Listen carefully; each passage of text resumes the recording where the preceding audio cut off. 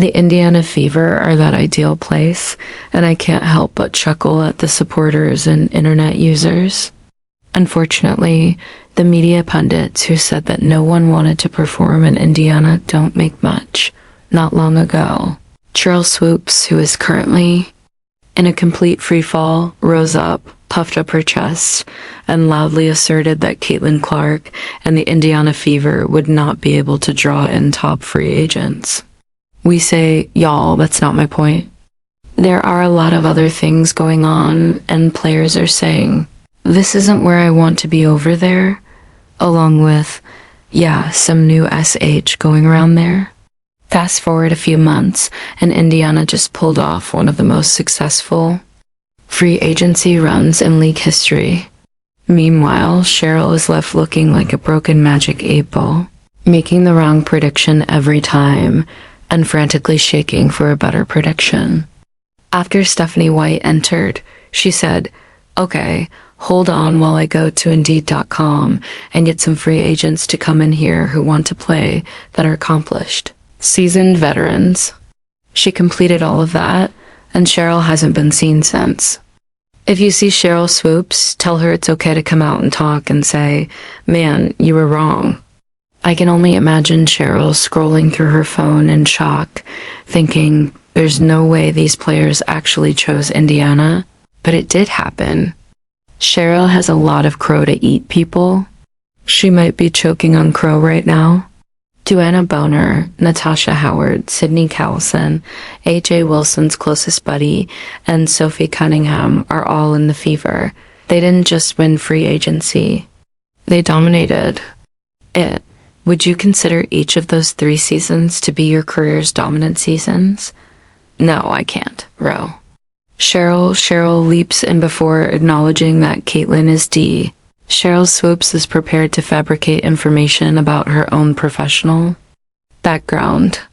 And the irony when Cowlson was asked why she joined with Indiana's Sydney Cowlson, specifically stated that she wanted to play with Kelsey Mitchell, one of the players that Sheryl Swoopes had previously missed. Of course, she wanted to play with Caitlin Clark, the same Caitlin Clark with whom Sheryl had stated with confidence that it would take years for players to adjust to the WNBA. However, there are a lot of other things going on that players are like, this ain't where I want to. Laughter, B.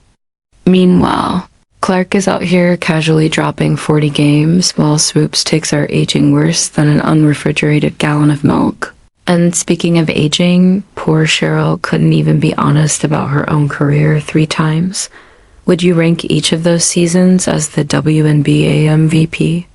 No, I can't, man. Sheryl Swoopes would prefer to change history than acknowledge that Caitlin Clark is currently in control. At this point, criticizing Caitlin Clark has turned into a professional sport, and Sheryl is vying for the gold medal in fact. She is sweeping the podium with gold and silver, while Bren stands there looking sour as the Fever celebrates yet another significant victory. Yes, let Indiana know that Caitlin won't translate to the WNBA as they are assembling elite talent.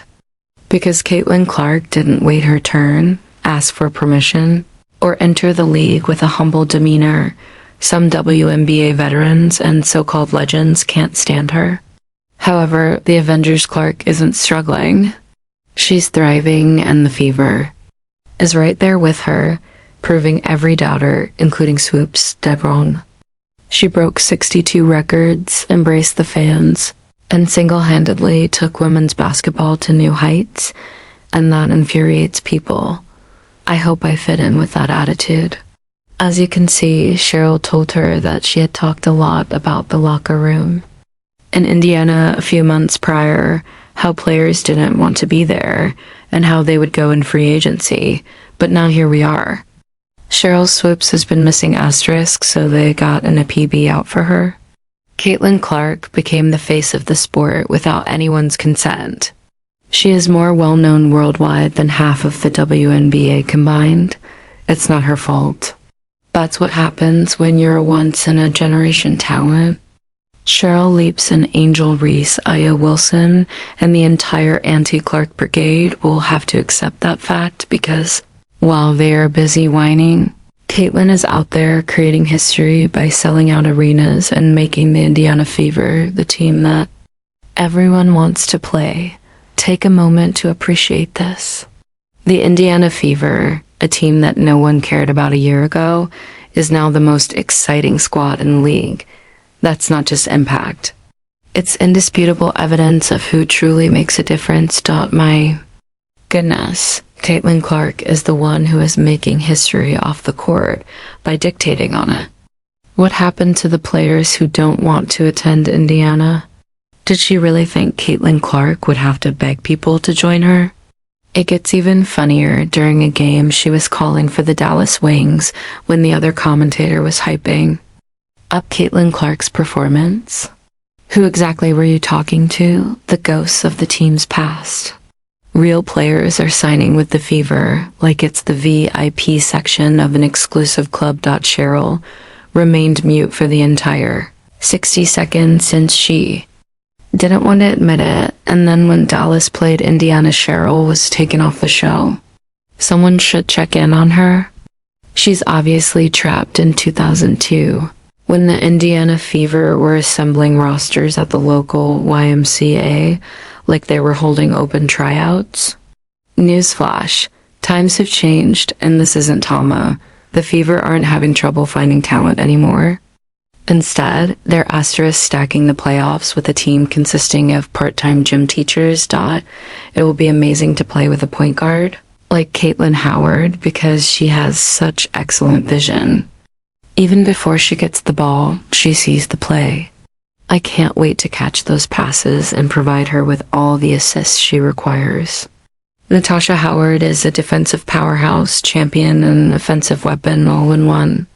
She made it clear when she signed with Indiana that she wanted to be here. An asterisk, it's a walking mismatch. Dana Boner, a dominant scorer and one of the NBA's top veterans. What did she do when she arrived in Indiana? She destroyed all Fever haters on Twitter before she ever set foot on the court. What will Caitlin Clark do in her second season, now that she has more experience, more self-assurance, and a deeper comprehension of the game? Take charge, and she won't be working alone. You know who Sophie Cunningham wants to play with? She's bringing the spice, the swagger, and enough trash talk to last a whole season. Greater than an asterisk is Caitlin Clark. Since I'm from the Midwest, I must admit that I'm really happy to be here. It's wonderful to be able to return to my roots and be near relatives.